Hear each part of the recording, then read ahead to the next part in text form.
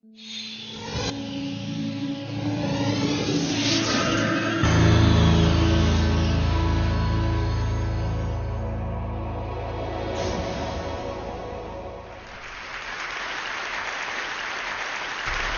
really scared. I don't think we're going to make it. Probably by now, most of you have seen Al Gore's amazing talk. Shortly after I saw that, we had some friends over for dinner with the family. The conversation turned to global warming, and everybody agreed there's a real problem. We've got a climate crisis. So we went round the table to talk about what we should do. The conversation came to my 15-year-old daughter, Mary. She said, I agree with everything that's been said. I'm scared and I'm angry. And then she turned to me and said, Dad, your generation created this problem. You better fix it. Wow. All the conversation stopped. All the eyes turned to me.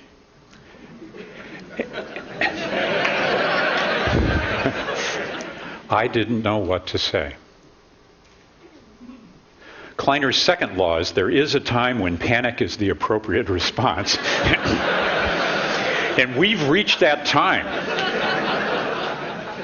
We cannot afford to underestimate this problem. We face irreversible and catastrophic consequences. We must act, and we must act decisively. I got to tell you, for me, everything changed that evening. And so my partners and I, we set off on this mission to learn more and to try to do much more. So we mobilized, we got on airplanes, we went to Brazil, we went to China and to India, to Bentonville, Arkansas, to Washington, D.C., and to Sacramento. And so what I'd like to do now is tell you about what we've learned in those journeys. Because the more we learned, the more concerned we grew. You know, my partners at Kleiner and I were compulsive networkers, and so when we see a big problem or an opportunity, like avian flu or personalized medicine, we just get together the smartest people we know. For this climate crisis, we assembled a network really of superstars, from policy activists to scientists and entrepreneurs and business leaders, 50 or so of them. And so I want to tell you about what we've learned in doing that and 4 lessons I've learned in the last year. The first lesson is that companies are really powerful, and that matters a lot. This is a story about how Walmart went green and what that means. 2 years ago, the CEO, Lee Scott, believed that green is the next big thing. And so Walmart made going green a top priority. They committed that they're going to take their existing stores and reduce their energy consumption by 20% and their new stores by 30%, and do all that in 7 years. The 3 biggest uses of energy in a store are heating and air conditioning, then lighting, and then refrigeration. So look what they did. They painted the roofs of all of their stores white. They put smart skylights through their stores so they could harvest the daylight and reduce the lighting demands. And third, they put the refrigerated goods behind closed doors with LED lighting. I mean, why would you try to refrigerate a whole store? These are really simple, smart solutions based on existing technology. Why does Walmart matter? Well, it's massive. They're the largest private employer in America. They're the largest private user of electricity. They have the second largest vehicle fleet on the road. And they have one of the world's most amazing supply chains, 60,000 suppliers. If Walmart were a country, it would be the 6th largest trading partner with China. And maybe most important, they have a big effect on other companies. When Walmart declares it's going to go green and be profitable, it has a powerful impact on other great institutions. So let me tell you this, when Walmart achieves 20% energy reductions, that's going to be a very big deal. But I'm afraid it's not enough. We need Walmart and every other company to do the same. The second thing that we learned is that individuals matter, and they matter enormously. I've got another Walmart story for you, okay? Walmart has over 125 million U.S. customers. That's a third of the U.S. population. 65 million compact fluorescent light bulbs were sold last year. And Walmart has committed they're going to sell another 100 million light bulbs in the coming year. But it's not easy. Consumers don't really like these light bulbs. The light's kind of funny. They won't dim. It takes a while for them to start up. But the payoff is really enormous. 100 million compact fluorescent light bulbs means that we'll save $600 million in energy bills and 20 million tons of CO2 every year, year in and year out. It does seem really hard to get consumers to do the right thing. It is stupid that we use 2 tons of steel, glass, and plastic to haul our sorry selves to the shopping mall. It's stupid that we put water in plastic bottles in Fiji and ship it here. It's hard to change consumer behavior because consumers don't know how much this stuff costs. Do you know? Do you know how much CO2 you generated to drive here or fly here? I don't know, and I should. Those of us who care about all this would act better if we knew what the real costs were. But as long as we pretend that CO2 is free, as long as these uses are nearly invisible, how can we expect change? I'm really afraid because I think the kinds of changes we can reasonably expect from individuals are going to be clearly not enough. The third lesson we learned is that policy matters. It really matters. In fact, policy is paramount. I've got a behind-the-scenes story for you about that green tech network I described. At the end of our first meeting, we got together to talk about what the action items would be, how we'd follow up. And Bob Epstein raised a hand. He stood up. You know, Bob's that Berkeley techie type who started Sybase.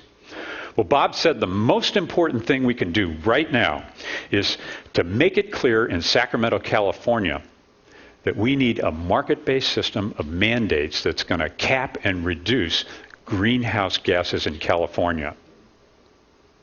It's necessary and just as important, it's good for the California economy. So 8 of us went to Sacramento in August, and we met with the 7 undecided legislatures, and we lobbied for AB 32. You know what? 6 of those 7 voted yes in favor of the bill, so it passed. And it passed by a vote of 47 to 32. Please. Oh. Thank you. I think it's the most important legislation of 2006. Why? Because California was the first state in this country to mandate 25% reduction of greenhouse gases by 2020. And the result of that is we're going to generate 83,000 new jobs, $4 billion a year in annual income, and reduce the CO2 emissions by 174 million tons a year. California, it's only 7% of U.S. CO2 emissions. It's only 1.5% of the country's CO2 emissions. It's a great start, but I got to tell you, where I started, I'm really afraid. In fact, I'm certain California's not enough.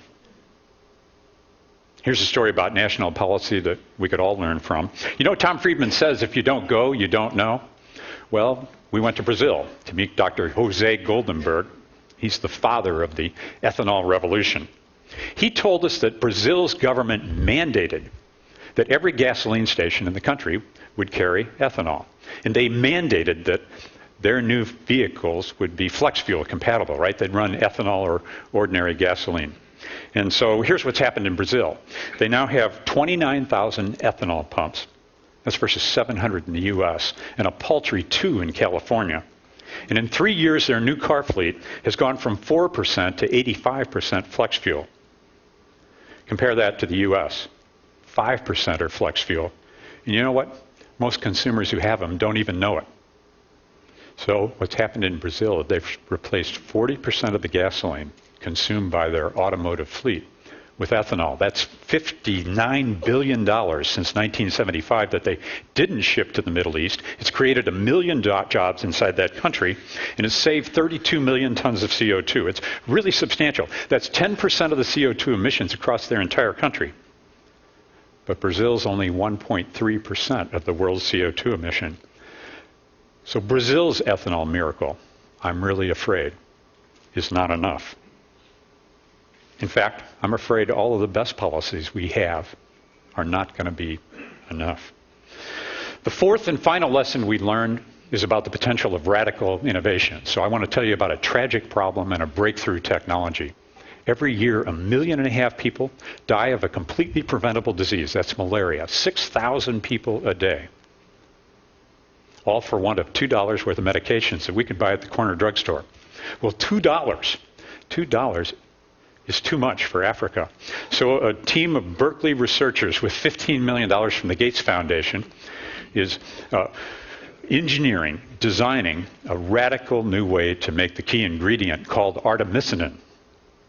And they're going to make that drug 10 times cheaper. And in doing so, they'll save 1 million lives, at least 1 million lives a year, 1 million lives. Their breakthrough technology is synthetic biology. This leverages millions of years of evolution by redesigning bugs to make really useful products. What you do is you get inside the microbe, you change its metabolic pathways, and you end up with a living chemical factory. Now you may ask, John, what has this got to do with green and with climate crisis? Well, I'll tell you a lot. They've now formed a company called Amyris, and this technology that they're using can be used to make better biofuels. Don't let me skip over that. Better biofuels are a really big deal. That means we can precisely engineer the molecules in the fuel chain and optimize them along the way.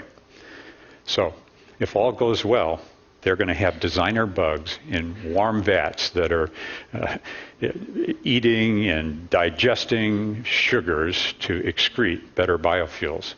I guess that's better living through bugs. Alan Kay is famous for saying the best way to predict the future is to invent it. And of course, at Kleiner, we kind of apologize and say the second best way is to finance it. And that's why we're investing $200 million in a wide range of really disruptive new technologies for innovation in green technologies. And we're encouraging others to do it as well. We're talking a lot about this. In 2005, there was $600 million invested in new technologies of the sort you see here. It doubled in 2006 to $1.2 billion. But I'm really afraid we need much, much more. For reference, fact one, Exxon's revenues in 2005 were $1 billion a day. Do you know they only invested 0.2% of revenues in R&D? Second fact, the president's new budget for renewable energy is barely $1 billion in total. Less than 1 day of Exxon's revenues. Third fact, I bet you didn't know that there's enough energy in hot rocks under the country to supply America's energy needs for the next 1,000 years. And the federal budget calls for a measly $20 million of R&D in geothermal energy. It is almost criminal that we are not investing more in energy research in this country. And I'm really afraid that it's absolutely not enough. So in a year's worth of learning, we found a bunch of surprises. Who would have thought that a mass retailer could make money by going green? Who would have thought that a database entrepreneur could transform California with legislation? Who would have thought that the ethanol biofuel miracle would come from a developing country in South America? And who would have thought that scientists trying to cure malaria could come up with breakthroughs in biofuels? And who would have thought that all that is not enough? Not enough to stabilize the climate, not enough to keep the ice in Greenland from crashing into the ocean. The scientists tell us, and they're only guessing, that we've got to reduce greenhouse gas emissions by 1/2 and do it as fast as possible. Now, we may have the political will to do this in the U.S., but I got to tell you, we've got only one atmosphere. And so somehow we're going to have to find the political will to do this all around the world. The wild card in this deck is China. To size the problem, China's CO2 emissions today are 3.3 gigatons. The U.S. is 5.8. Business as usual means we'll have 23 gigatons from China by 2050. That's about as much CO2 as there is in the whole world. And if it's business as usual, we're going out of business. When I was in Davos, China's mayor of Dalian was pressed about their CO2 strategy. And he said the following, you know, Americans use 7 times the CO2 per capita as Chinese. Then he asked, why should China sacrifice our growth so that the West can continue to be profligate and stupid? Does anybody here have an answer for him? I don't. We've got to make this economic so that all people and all nations make the right outcome, the profitable outcome, and therefore the likely outcome. Energy is a $6 trillion business worldwide. It is the mother of all markets. You remember that internet? Well, I'll tell you what. Green technologies, going green is bigger than the internet. It could be the biggest economic opportunity of the 21st century. Moreover, if we succeed, it's going to be the most important transformation for life on the planet since, as Bill Joyce says, we went from methane to oxygen in the atmosphere. Now, here's the hard question. If the trajectory of all the world's companies and individuals and policies and innovation is not going to be enough, what are we going to do? I don't know. Everyone here cares about changing the world and has made a difference in that one way or another. So our call to action, my call to you, is for you to make going green your next big thing, your gig. What can you do? You can personally get carbon neutral. Go to climatecrisis.org or carboncalculator.com and buy carbon credits. You could join other leaders in mandating, lobbying for mandated cap and trade in U.S. greenhouse gas reductions. There's 6 bills right now in Congress. Let's get one of them passed. The most important thing you could do, I think, is to use your personal power and your Rolodex to lead your business or your institution in going green. Do it like Walmart. Get it to go green for its customers and its suppliers and for itself. Really think outside the box. Can you imagine what it would be like if Amazon or eBay or Google or Microsoft or Apple really went green and you caused that to happen? It could be bigger than Walmart. I can't wait to see what we Tedsters do about this crisis. And I really, really hope that we multiply all of our energy, all of our talent, and all of our influence to solve this problem.